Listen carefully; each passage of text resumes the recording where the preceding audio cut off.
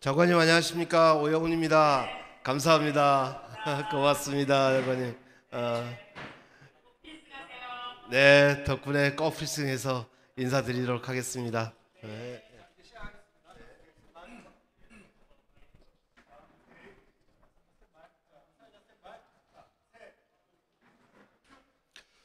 네, 안녕하십니까. 오늘 영상 대담인 제주의 사회를 맡게 된 송종훈입니다. 이 시간 함께 해주고 계신 여러분 정말 반갑습니다. 지금 제 옆에는 오영훈 후보도 함께하고 있는데요.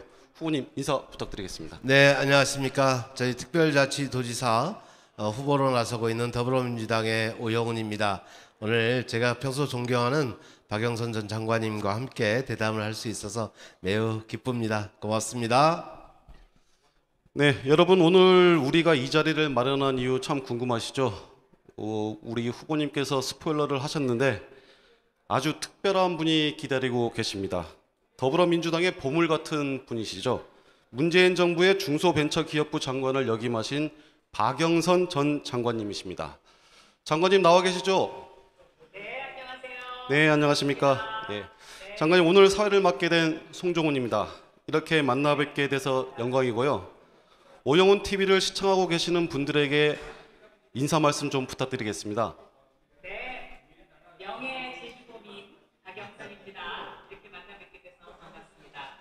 그리고 오영훈 도지사 후보님 꼭 필승하셔서 우리 제주도를 세계 사랑하는 제주도로 만들어 주시기를 바라면서 오늘 제가 이 자리에 함께 했습니다. 정말로 오늘 이렇게 소중한 시간에 초대해 주셔서 감사드립니다. 반갑습니다. 네, 이 자리에 함께하고 계신 분은 오영훈 더불어민주당 제주특별자치도지사 후보입니다. 후보님도 인사 말씀 좀. 네, 반갑습니다. 오영훈 TV를 구독해 주시는 시청자 여러분께 고마운 말씀드리고요. 저는 박영선 전 장관님과 특별한 인연이 있습니다. 박영선 장관님께서 국회의원회관을 쓰셨는데요. 731호입니다. 제가 박영선 장관님 쓰던 731호를 이어받아서 제가 쓰고 4월 말에 나왔습니다. 특별한 인연이죠. 네. 정말 그러네요.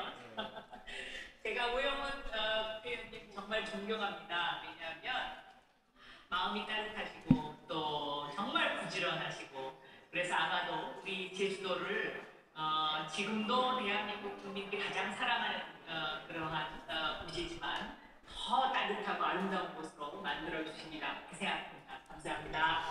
장관님 요즘 근황은 어떠세요? 요즘요. 제가 어머니가 좀 많이 편찮으셔갖고요. 이렇게 그 어머니 돌봐드리는 일에 시간을 많이 쓰고 있습니다만은 그래도 6월 1일 지방선거가 다가오기 때문에 우리 오영훈 도지사님이 꼭 되실 수 있도록 뜨거운 마음의 응원을 보내고 있습니다. 우리 오영훈 후보님은 지금 더불어민주당의 희망이십니다. 그래서 우리가 좀 더 마음을 모으고 또 압도적인 그런 표차로 승리할 수 있도록 힘을 보태야 되지 않을까 이렇게 생각하고 있습니다. 네, 감사합니다. 저희 캠프에서 이 끈질긴 노력 끝에 어렵사리 박영선 전 장관님을 모신 이유가 있습니다. 바로 지금 전 세계적으로 가장 큰 화두인 바로 N분 도시가 아니겠습니까? 이 서울, 부산, 대전 등 우리나라 주요 도시의 정책에서도 큰 이슈가 되고 있는데요. 이런 상황 속에서 지난해 박영선 전 장관님께서 N분 도시에 대해서 큰 불씨를 지폈습니다. 저도 장관님의 21분 컴팩트 도시 정책에 대해서 감명을 받았고 또 깊은 공감을 하고 있는데요. 후보님은 박영선 전 장관님의 21분 컴팩트 도시 정책 어떻게 생각하십니까? 네, 그 당시를 기억하면 제가 이낙연 당대표 비서실장을 하고 있을 때인데요. 이낙연 당대표를 모시고 박영선 당시 서울시장 후보께서 21분 컴팩트 도시 발표하는 현장에 있었습니다. 저도 처음 들었던 개념인데 서울 시내에서 25분 시간 이내에 주거 공간과 직장이 그리고 각종 서비스 제공이 가능한 도시를 설계할 수 있다는 것 자체가 상당히 흥분되고 상당히 기대가 있었습니다. 그래서 그때 들었던 내용에 착안해서 저는 제주도는 조금 서울보다는 작은 지역이기 때문에 15분 도시면 충분하겠다 이렇게 생각해서 박영선 전 장관님께서 구상하셨던 컴팩트 도시의 개념을 제주도에 적용시켜서 15분 도시 공약을 발표하게 됐습니다. 그럼 후보님도 이제 15분 도시를 공약을 발표하셨는데 이제 박영선 장관님께 21분 컴팩트 도시와 관련해 가지고 좀 벤치마킹할 것이라든지 궁금하신 게 있으시면 물어봐 주십시오. 컴팩트 도시 21분 도시는 서울 시내 그 도심 지역에서 생활 그 권을 어떻게 만드느냐가 집중되어 있다면 제주는 조금 차이가 있을 것 같습니다. 이제 도심 지역과 또 비도심 지역이 있게 되고 또 자연 경관이 또 좋은 청정 자연 환경이 또 뒷받침해주고 있기 때문에 이것을 어떻게 잘 살릴 것인가가 대단히 중요할 것 같습니다. 그래서 우선 서울에서 생각했던 박영선 전 후보님의 컴팩트 도시 개념을 제주의 도심지 내에 반영시키는 게 중요할 것 같고요. 그 다음에 15분 도시를 저는 연결시키는 네트워크를 어떻게 할 것인지 좀 더 관심을 가질 수밖에 없는 부분인 것 같습니다. 그래서 오히려 제가 박영선 전 장관님께 제주의 컴팩트 도시는 어떻게 했으면 좋겠는지 한번 의견을 주시면 아이디어를 주시면 좋을 것 같습니다. 네, 박원 후보님의 그 제주를 위한 캐치프레이즈가 15분 도시, 15분 제주 이것으로 알고 있습니다. 저는 이 15분이라는 단위를 우선 참 잘 설정하셨다 이렇게 생각합니다. 15분 도시의 원조는 파리입니다. 그래서 파리가 15분 안에 자전거로 혹은 걸어서 내 삶의 모든 것을 해결할 수 있는 그러한 하나의 마을을 형성해 간다는 것이죠. 그러니까 제주도 이제 그런 컨셉으로 이제 접근을 하시겠다 이제 이런 생각이신 것 같은데요. 제가 제주를 살펴보니까 제주가 지금 인구가 약 68만 정도 되지 않습니까? 그렇죠? 네. 맞습니다. 네. 그런데 이 68만의 인구가 제주시에 약 50만 그리고 서귀포에 약 18만 뭐 이렇게 살고 계시더라고요.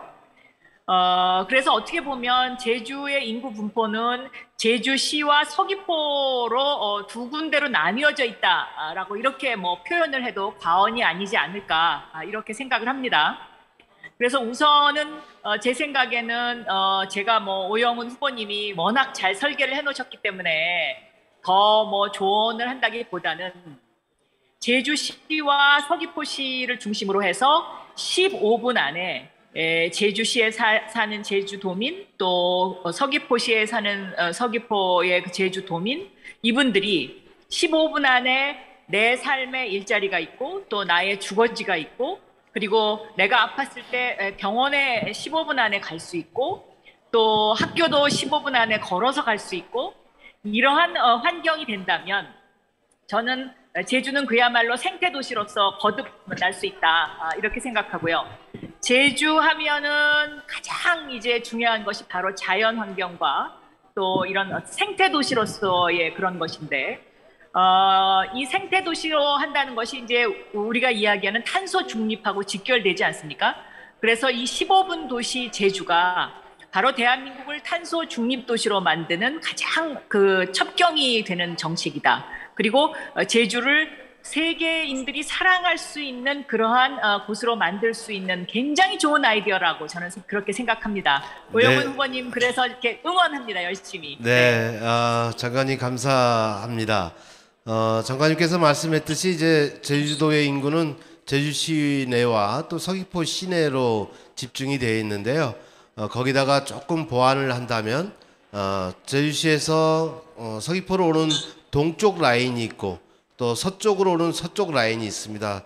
그래서 저는 이 동쪽의 중심 지역, 서쪽의 중심 지역에 새로운 기초자치단체를 도입할 수 있겠다라고 생각을 합니다. 그래서 실질적으로 15분 도시의 네트워크가 가능한 지방 행정 체제가 새롭게 만들어져야 한다 생각하고 있습니다. 저희들은 2006년부터 단일 광역 행정 체제로 되면서 시장 군수가 없는 상황이 되어 있는데요. 새로운 기초자치단체를 도입해서 동서에도 균형 있는 도시가 만들어지고 이게 제주시와 그리고 서귀포를 연결하는 가교 역할을 하게 되면 15분 도시가 좀 더 짜임새 있게 짜여질 수 있지 않겠나 보고 있습니다. 후보님이 그렇게 생각하신다면 저는 제주도가 성장을 굉장히 빨리 할 수 있을 것이다 이렇게 생각하고 있습니다. 사실 제주시나 서귀포 이 두 군데를 제외하고는 어떻게 보면 제주도가 또 잠자고 있다라는 그런 표현을 해도 될지 모르겠습니다만은 그런 잠자는 곳을 깨워서 생태 도시를 연결하고 또 자연 환경을 우리 인간이 좀 더 유용하게 활용하면서 또 쉼터로 또 그렇게 만들어가면 굉장히 그 제주도의 발전이 있을 것이다 이런 생각이 드네요. 저는 장관님께서 이 개념을 대한민국에 처음 말씀해 주신 게 도시에 대한 관점을 획기적으로 바꿔주신 거라고 생각합니다. 우리가 보통 도시 개발을 할 때 교통을 어떻게 잘 흐름을 만들까, 도로를 어떻게 뚫을까, 그 다음에 건물을 어떻게 세울까, 뭐 이런 것만 고민하지 그 속에서 살아가는 사람들의 인간들의 행복할 권리 뭐 이런 부분은 잘 제시해주지 못했던 것 같습니다. 그런 측면에서 도시에서 살아가는 사람들이 인간답게 살아갈 수 있는 새로운 관점을 제시해 준 것이 이제 또 전국적으로 많은 도시에서 15분 도시를 주창하고 또 컴팩트 도시를 주창하게 되지 않을까 싶습니다. 네, 요즘 그 서울 도시의 관점에서 보면은요, 많은 분들이 제주 한 달 살기, 뭐 2달 살기, 1년 살기, 이것이 아주 뭐 대대적으로 정말 확산되고 있다고 생각합니다. 그래서 이렇게 오영훈 후보님께서 15분 제주를 만들어 주시면 그러면 아마 그런 한 달 살기, 2달 살기, 또 1년 제주에 가서 1년 살기 하시는 그런 어떤 분들이 점점점 더 늘어나지 않을까 하는 그런 생각도 합니다. 왜냐하면 그분들이 이제 실제로 제주도에서 살아보고 와서 제주가 앞으로 좀 더 이렇게 발전했으면 좋겠다라고 이야기하는 것 중에 이제 병원 문제가 있고요. 또 그 교통 문제, 지금 지적하신 바로 그런 교통 문제가 있었습니다. 또 시장을 보러 가는데 또 너무 멀었다. 뭐 이제 이러한 이야기들도 가끔 하시는데요. 그런 어떤 부분들이 싹 해소될 수 있는 굉장히 좋은 정책이다라고 생각을 합니다. 네. 어쨌든 박영선 장관님께서 아이디어를 주신 거고 새로운 길을 내주셨기 때문에 그 길을 더 정교하게 그리고 우리 제주도민들뿐만 아니라 대한민국 국민 모두가 찾는 그런 아름다운 도시로 만들고 싶습니다. 장관님 좀 더 많은 지혜와 그런 또 경험을 많이 주시면 반드시 성공할 수 있도록 하겠습니다. 네. 저도 명예 제주도민이거든요. 제가 그 제주 특별자치도 법을 통과시킬 때 법사위원장을 했었습니다. 그래서 제가 이제 그 법을 통과시킨 공로로 제주도로부터 명예 제주도민증을 받았습니다. 그래서 저도 제주도에 굉장히 관심이 많은데요. 한 가지 제가 이제 뭐라 그럴까요? 이런 아이디어가 어떨지 모르겠는데 스위스에 가면은요. 그 스위스의 그 마테호른이 굉장히 유명하지 않습니까? 그 마테호른을 둘러싸고 있는 제르마트라는 도시는 전기차만 다닐 수 있도록 그렇게 법을 만들어놨죠. 그래서 기름으로 가는 내연기관차를 타고 가서 어느 일정한 장소에 내려가지고 그 게르마트라는 시, 마테호른을 가기 위해서 게르마트라는 시를 가면 전기차로 다 바꿔 타야 됩니다. 그래서 그것이 이제 처음에는 뭐 이것이 과연 성공할 수 있을까라는 많은 의문점을 제기했지만 오히려 그것 때문에 그 마테호른이 더 이제 자연 보호가 되고 더 유명해지고 그리고 오히려 이제 그 마테호른을 중심으로 한 그 지역에 사는 주민들이 다 전기차를 활용하고 함으로써 새로운 일자리를 만들었습니다. 그래서 제주도 전체를 그렇게 하는 것이 조금 힘들다. 만약에 그렇게 이제 그 후보님께서 생각을 하신다면 어느 특정 지역을 네. 딱 정해놓고 처음에 시범적으로 그런 것을 해보는 것도 좀 좋지 않을까 하는 그런 생각도 해봤습니다. 너무너무 네. 좋은 아이디어라고 생각되고요. 특히 제주도 같은 경우에는 전기차 보급률이 대한민국에서 가장 높은 지역이기도 합니다. 그래서 특정 지역을 제가 적정한 지역을 선정을 해서 이 전기차만 다닐 수 있든 또는 수소차만 다닐 수 있는 그런 도시가 된다면 대한민국에 있는 많은 분들이 또 찾아오시지 않을까 또 그런 생각이 듭니다. 꼭 한번 실현해 보겠습니다.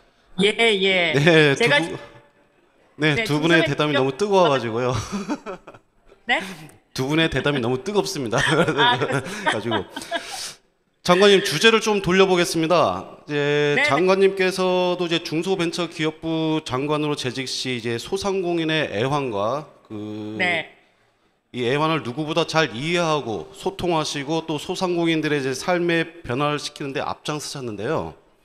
이 소상공인과 자영업자가 공감할 수 있는 좋은 정책을 만들기 위해서 필요한 것이 있다면 어떤 게 있겠습니까?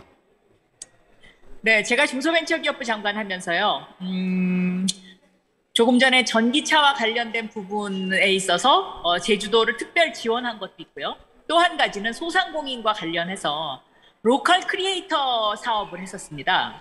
그러니까 이 로컬 크리에이터가 그 지역의 특색을 살려서 그것을 그런 아이디어를 가진 사람들한테 지원을 하는 정책이었었는데요. 예를 들면 제주의 해녀의 부엌, 이 유명해졌죠 이미. 그렇죠. 네, 또 제주 맥주 이거 다 저 중소벤처기업에서 지원한 것입니다. 그 당시 처음에는 그렇게 유명하지 않았습니다. 네. 그래서 이제 그런 어떤 그 지역의 특성을 살린 그런 소상공인들과 자영업자분들이 특히 제주에는 많으신데요. 그런 분들이 로컬 크리에이터로서 성공을 하게 되면 정말로 많은 일자리가 나고 또 많은 수입이 생깁니다. 그렇기 때문에 저는 오영훈 도지사님이 되신다면 이런 어떤 로컬 크리에이터 사업을 좀 더 적극적으로 키워서 제주의 맛, 제주의 향, 또 제주의 느낌을 대한민국뿐만 아니라 전 세계인들이 느낄 수 있도록 해주시면 어떨까 하는 그런 생각을 해봤습니다. 네, 제가 장관님이 말씀 들으면서 그 제주 맥주 말씀하셔서 그 출발이 또 장관님께서 역할이 있었구나 하는 데서 대단히 또 감사하다는 말씀을 드리고요. 그 제주 맥주가 상장을 했습니다. 상장 그렇죠. 회사가 네. 됐죠. 예, 그래서 제주도에는 0.19%의 상장 회사밖에 없습니다. 코스닥이든 코스피든 간에. 그래서 제가 최근에 공약한 게 제주의 이런 그 향토 기업들을 상장 회사로 육성하기 위해서 20개 상장 회사 육성 유치 공약을 제시했습니다.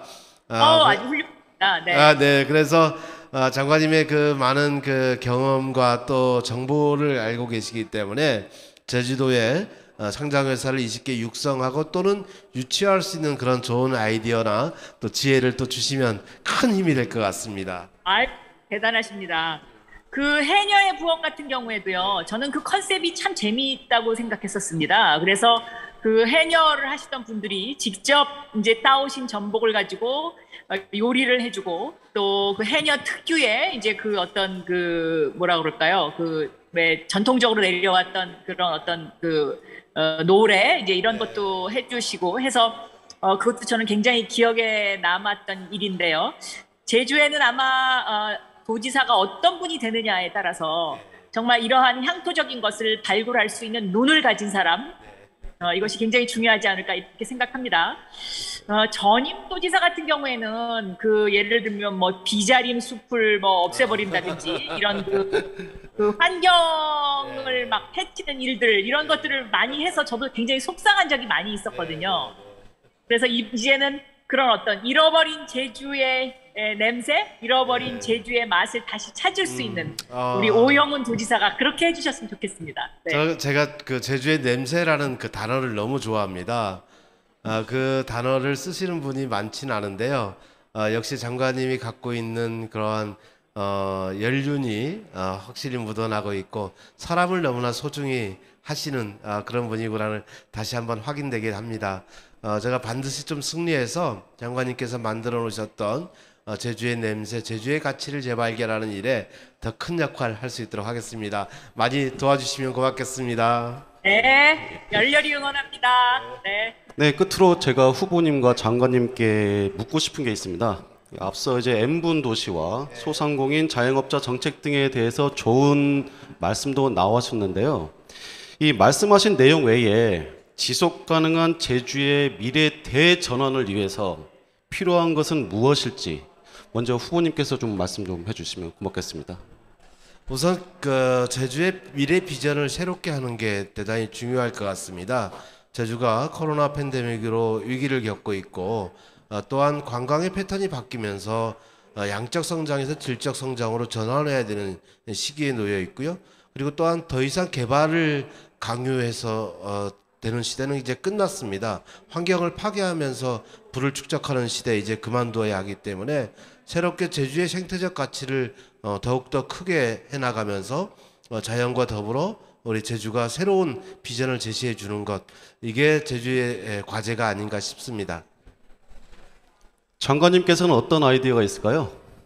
네, 제주는 뭐니 뭐니 해도 가장 중요한 것이 생태도시 제주입니다. 그래서 환경을 보호하면서 우리가 어떻게 제주를 발전시키느냐, 이것이 이제 도지사로서 가장 고민을 많이 해야 될 부분인데요. 저는 이 코로나 팬데믹을 겪으면서 우리 생활 패턴이 많이 바뀌었습니다. 특히 이제는 재택근무를 하면서 일을 할 수 있는 그런 시대가 되지 않았습니까? 그러니까 많은 사람들이 제주에 살면서 세계의 글로벌 회사에 일할 수 있고요. 또 서울에 있는 회사, 부산에 있는 회사, 광주에 있는 회사, 어디에서든지 일을 할 수 있습니다. 그러니까 이제는 직주일체, 그러니까 직장과 주거지가 일체하고 직주 근접, 직장과 주거지가 15분 안에 있는 그러한 시대가 열리는 것이죠. 따라서 앞으로 이제 그 제주의 주거 문화도 많은 발전이 있어야 되지 않겠나, 저는 그런 생각을 합니다. 단순히 집이 그냥 사는 곳만이 아니라 집에서 일할 수도 있는 그러한 환경을 만들어 주시는 것, 그러려면 또 새로운 일자리를 많이 만들어야 되는데요.